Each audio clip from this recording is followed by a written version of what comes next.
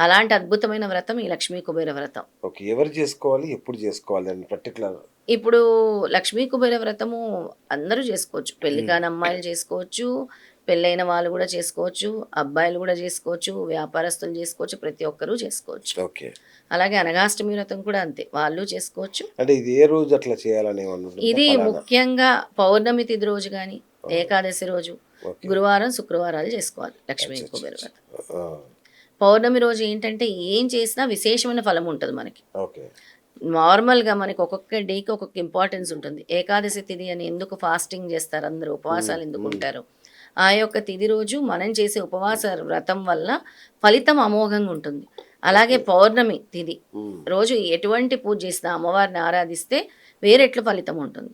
పౌర్ణమి తిథి రోజు అంత ఎనర్జీస్ ఉంటాయి. పాజిటివ్ ఎనర్జీస్ ఉంటాయి. ఓకే. ఓకే. ఓహ్! అలాంటి ముఖ్యమైన తిథులు ఏకాదశి తిథి, ఆ! పౌర్ణమి తిథి.